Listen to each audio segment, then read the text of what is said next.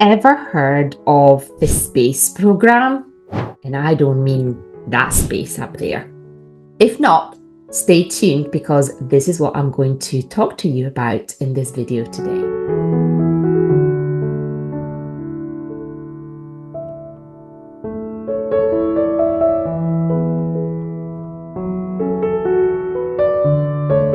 Hi, welcome back to my channel. I'm Anna Biavati, a speech and language therapist with a passion for selective mutism. And today I have Katrina. And Katrina is not only passionate about mental health, but is also a mother who has walked the journey with her own child experiencing selective mutism. Katrina is a certified mental health and well-being coach. She is a trained provider for this space. Here it is, which means supportive parenting for anxious childhood emotions. I have to say, space is a bit easier program. And it was developed by Dr. Eli Lebowitz. And it's a really unique parent-led approach that helps parents deal with children with anxiety and selective mutism. Welcome, Katrina. So, Katrina, I've mentioned about the SPACE program, and that's something that, Dr. Lebowitz does in the States. How have you come across it? And tell us can we adapt it to families with children with selective mutism? Yeah, it's something that isn't very well known in England at all. And I sort of stumbled across it by accident when, as you said, I have walked the path of being a mum of a child with selective mutism. And as you know, selective mutism often comes with some other anxieties, so we were dealing with a few other things and things pop up that we need to deal with. And so in my journey as both a mum and somebody who wanted to help people like myself going through that journey, what I feel really passionate about is that both of the methods that I use are things that parents can do.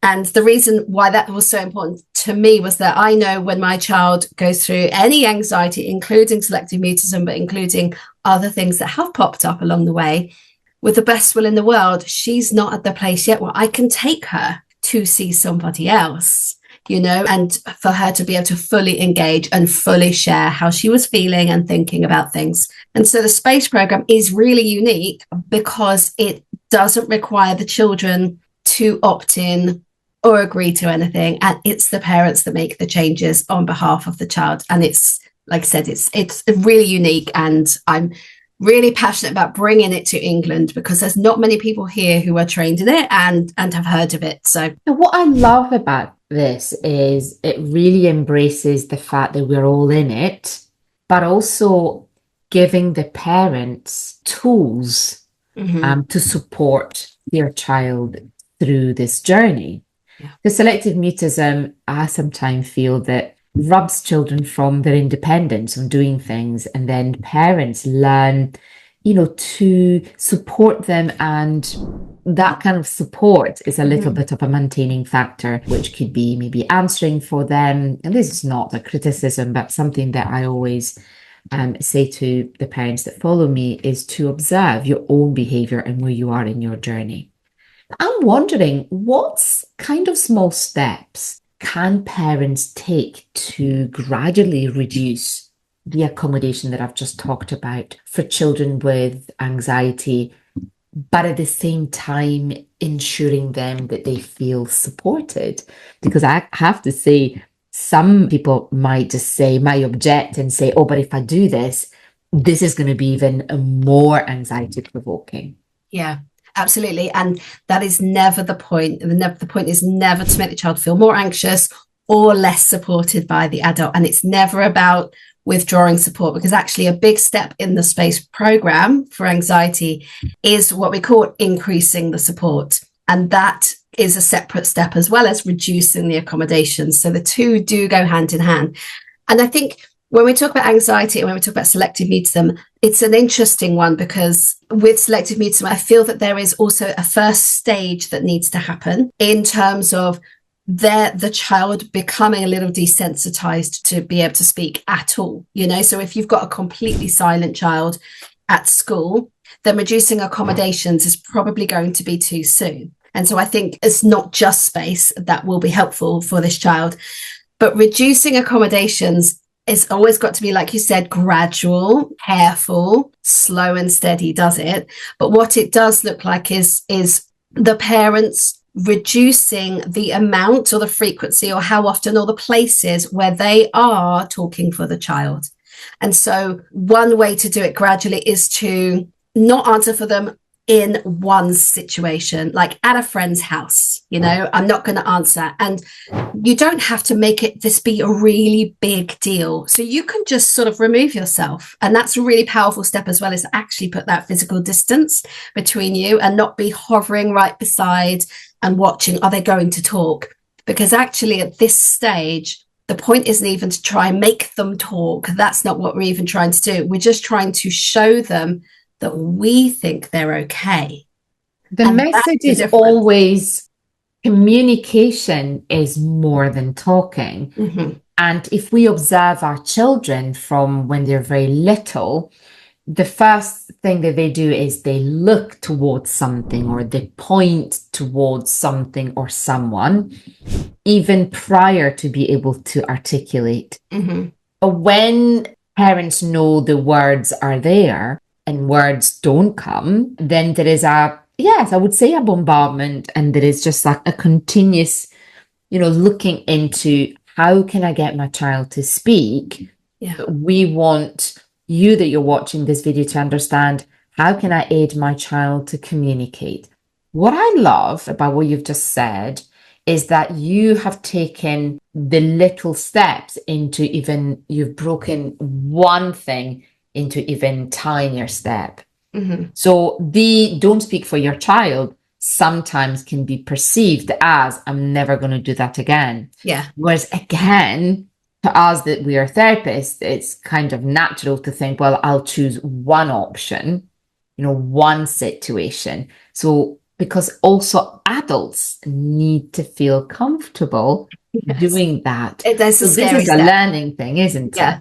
Yeah, exactly. And as an example of my own daughter, I don't order for her in a cafe anymore. That's our reduction in that accommodation. And it's not saying, because I, as a mum, when I first learned about this, I'm like, what? Wait, she can't order for herself.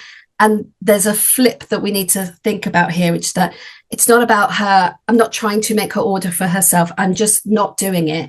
And if she then isn't able to, which she is able to, and she does order for herself because that's the expectation now, because she is desensitized, but if she were not then able to, then I can still support her to be able to, for me not to have to order, but while not ordering for her. So I can instead adjust what I'm doing. And instead of saying she's going to have this, I can turn to her instead and go, what is it that you'd like today? And so she's sort of answering me, but she is ordering. And so there are ways to adjust as well if that is too much too soon. So the adjustment allows another step to take place instead of you either do it or you don't do it at all. Yeah. And I have to say that even like 20 years ago, that kind of advice would have been either black or white. Yeah. It wouldn't have been, no, this is what you're trying to do, so stop doing it. So obviously here we are, going towards what is my method, which is, the family dynamic approach where everybody's in it. It's really not about the fear of talking or concentrating on the child's fear. So then my understanding, obviously, that there is a lot of self-care for the adults that they're doing modeling, mindful parenting. So how is that then is going to improve the ability to manage those incredibly challenging moments when your child is not answering a question? Self-care and mindful parenting is incredibly important and really impactful. And as a parent, I can hand on heart say that is the biggest thing that has helped both me and my daughter, is for me to monitor my responses, my reactions, my well-being, and to know that I need to be okay. I know people say this quite flippantly, you need to put your own oxygen mask on first, but actually, it is incredibly important, not just because we deserve to be all right, but the children genuinely benefit from us being in a good place. You know, we are their co-regulators. But when I say co-regulators, I don't just mean we help them to calm down. When we have a calm nervous system and we're just a calm presence nearby, that benefits them and reduces their anxiety. I absolutely love it because, again, it's all about acceptance. I teach the children, well, the older ones, that they really struggle or they've not come to us quick enough to say, okay, I can see it. I am okay with, this feeling that I have. But one of the biggest thing is that they're not okay for the parents to see them like that, and they don't know when there is an acceptance all around and kind of going, yeah, the co-regulating moment, it happens, but you need to be there. Because in our nervous system, when your child is really anxious, then we mirror. But we also need to be the model and then the mirror for them. Yes. And when we are in a good place, almost kind of going, well, I know that happens. But we've got a few things and that's okay. We can think about it. We don't have to have the answer. Yeah. And when I work with parents, I'm sure you find the same, is that that they don't realize that they are not there yet when they ask so many questions and their mind is really in a fog. Would you agree? Oh, yes. Yeah, absolutely. And what I find, I don't know if you would agree with this, Anna, but I find one of the biggest things that can lead to a decline in the parents, feeling all right, is frustration over progress. Like they expect progress to be very much like this. And on the flip side, if the child has like a bad day or a bad play day, it's this expectation of we're going to go backwards and we're going to carry on going and we're going to get worse and worse. And that is a big part of adjusting how we think and feel about it and looking after ourselves. And one of the things that I often work on with parents is whether it's sayings or visualizations, to remember that it doesn't go all the way up, all the way down. It's just like we've got to ride the wave is one of the things that I call it. Like, this was a bad day or a bad play day. That's all right.